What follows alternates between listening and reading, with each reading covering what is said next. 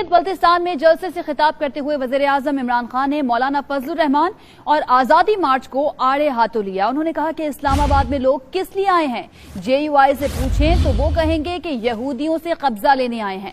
फजलुर रहमान के होते हुए यहूदियों को साजिश करने की जरूरत ही क्या है। उन्होंने मजीद कहा कि भारतीय मीडिया फजलुर रहमान को दिखा दिखाकर खुश है। ऐसा लगता है कि फजलुर रहमान भारतीय शहरी हैं और हिंदुस्तान के लिए मुल्क आजाद कराने आए हैं। डीजल के परमिट पर मौलाना का ईमान बिक जाता है और फजलुर रहमान को देखकर लोग इस्लाम से दूर हो जाते हैं। उन्होंने मजीद क्या कहा, आइए देखते हैं।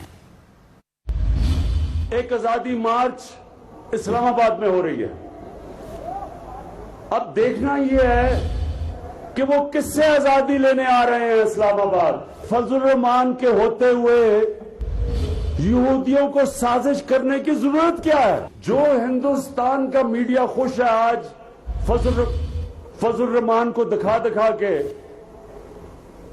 ऐसे लगेगा कि फजलुर रहमान इंडियन नेशनल है, जिस तरह के वो हिंदुस्तान के लिए कोई मुल्क आजाद करने आ रहा है। फजलुर रहमान का इस्लाम कीमत लगती है, डीजल का परमिट दो तो इस्लाम बिक जाता है उसका। कश्मीर कमेटी का चेयरमैन बनाओ तो इस्लाम उसका वहां चला जाता है। जब 5 साल पहले तहरीक इंसाफ ने धरना दिया था तो लोगों को पता है कि ये फजलुर रहमान क्या बातें करता था, नून लीग क्या कहती थी, पीपल्स पार्टी क्या कहती थी। ये सोशल मीडिया का जमाना है, चीजें नहीं छुपती।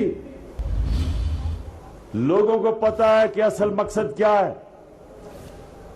असल मकसद ये सब, ये गुलदस्ता जो इकट्ठा हुआ है, उधर वो अचक से ही भी आ गया है बलूचिस्तान से।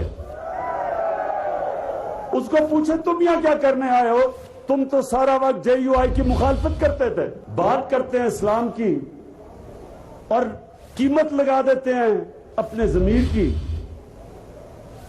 ये वो दिन चले गए जब आप इस्लाम को इस्तेमाल करते थे इक़्तिदार लेने के लिए।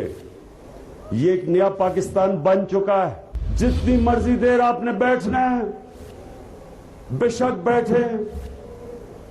हम इंशाल्लाह जब आपका खाना खुना खत्म हो जाएगा थोड़ा खाना भी भिजवा देंगे आपके लिए। लेकिन मैं एक चीज कहना चाहता हूं कि आपको NRO नहीं मिलेगा।